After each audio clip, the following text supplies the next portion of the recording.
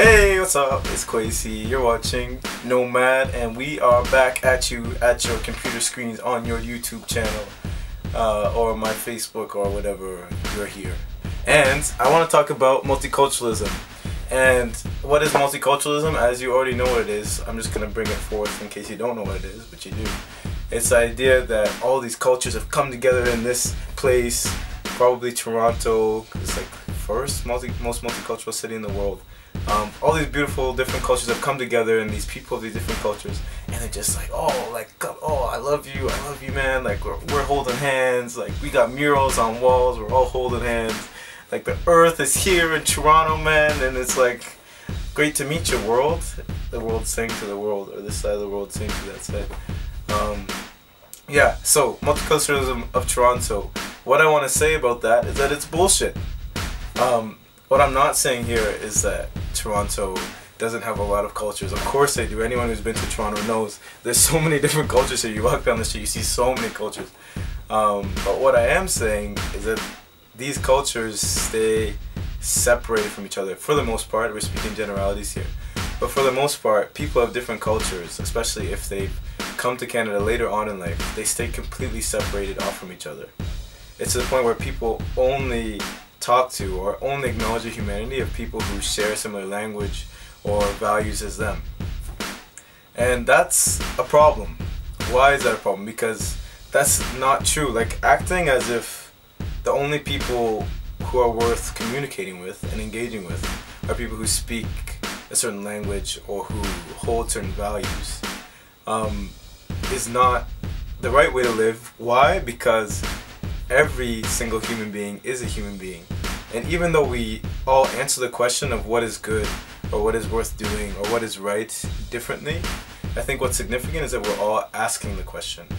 And in that asking, we find our unity. So just because we don't know, we don't agree on how to live our lives, and there is problems with that. I'm not pushing for cultural relativism here. Just because we don't agree on how to live our lives, that doesn't mean that we shouldn't come together as humans and saying we're asking a common question. Can we be unified in this? Can we see the humanity in people who don't speak the same language as us? It's necessary.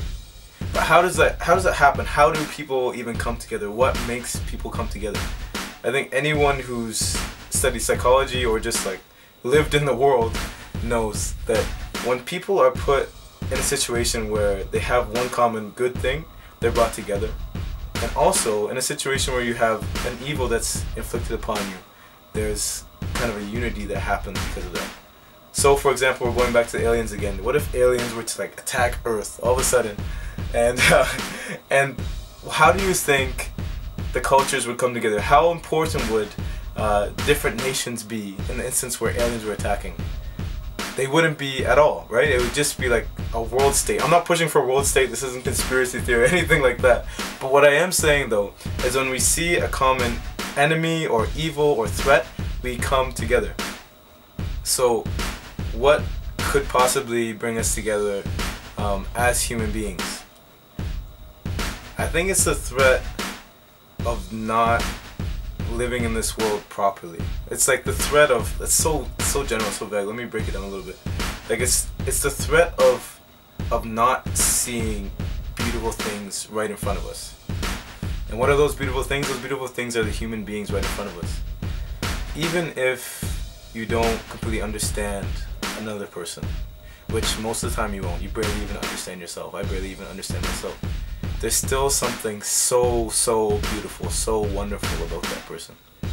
Just in the fact that they're a human being who's walked on this planet, who's experienced things, who thinks in a way that's similar to you, or at least in a way that's like the same essence that's being acted on. So that's like, the threat is that we live our lives in a way that doesn't reflect the fact that there's beautiful things around us. It's like walking through an art gallery and just ignoring all of it, which people do if you're on your phone or whatever. But it's like, that's not how we want to live, right? We want to live in accordance with reality, living truthfully. So maybe I'm not pushing for multiculturalism, but I'm actually pushing for like transculturalism, which means we go beyond culture and we see the humanity in the people around us. It's difficult Let's stop provoking, and maybe I'm wrong, maybe I don't understand the fullness of the situation. But yeah, think about it and live it out. You're watching Nomad, this is Kwesi, and keep on rocking the free world. Send us some digital love or whatever.